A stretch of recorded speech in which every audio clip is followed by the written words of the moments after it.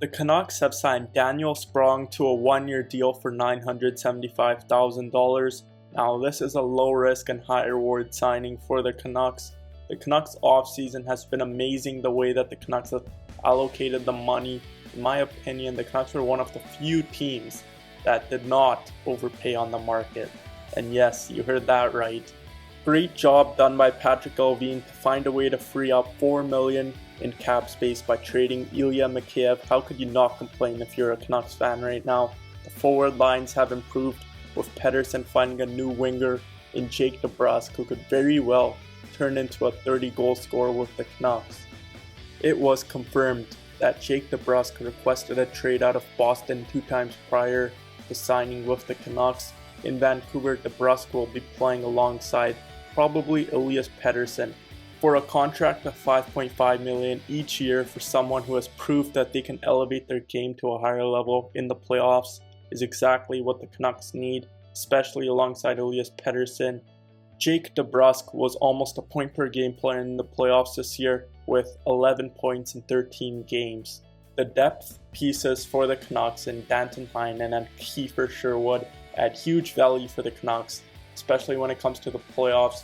During the Canucks and Nashville series, Kiefer Sherwood was noticeable for his speed and physicality, and Quinn Hughes did say that Kiefer Sherwood was a pain to play against for the Canucks. Now, Danton Heinen for only $2.25 million each year is a discount for the Canucks, and with the recent salary cap struggles, the new management for the Canucks have found ways to not overpay for the players and use the salary cap efficiently. Take a look at what the Boston Bruins have just done. The Bruins just signed Zadorov to a $5 million AAV for the next 6 years, and Elias Lindholm to a $7.75 million deal for the next 7 years.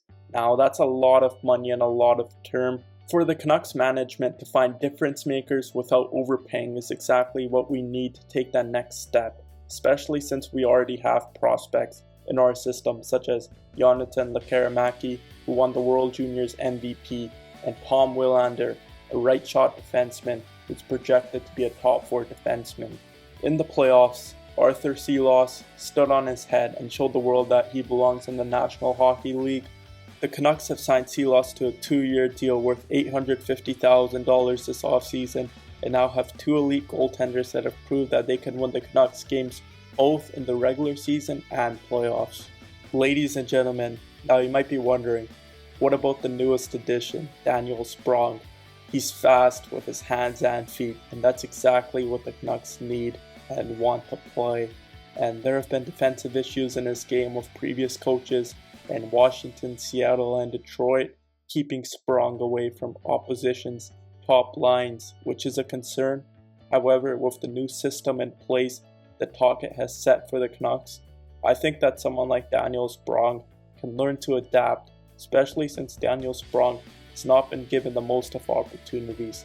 Take a look at what Rick Tocchet did to get the best out of players like Brock Besser, who is now a 40-goal scorer, and someone who is on the ice during defensive situations. JT Miller, who received criticism for his body language from the media, and Tyler Myers, who in my opinion has been a huge success under the Canucks' new coaching staff and the system set in place despite the struggles in his first 4 years with the Canucks. It is very likely that Sprong will play alongside Jake Debrusk and Elias Pettersson. If for some reason Daniel Sprong does not fit well with the Canucks, it is still not the end of the world, since the Canucks are receiving this player at a value for only $975,000, which is under $1 million.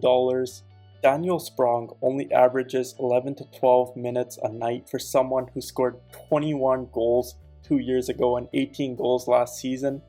I truly believe that Daniel Sprong will have a huge chip on his shoulder and will prove a lot of teams wrong for keeping him on the market for this long in the summer. Daniel Sprong is definitely an elite offensive player who has lots to prove, a low risk and high reward signing for the Canucks. And yeah, let me know what you all think about the newest additions for Vancouver. Make sure to comment down below and subscribe for more hockey content on my channel.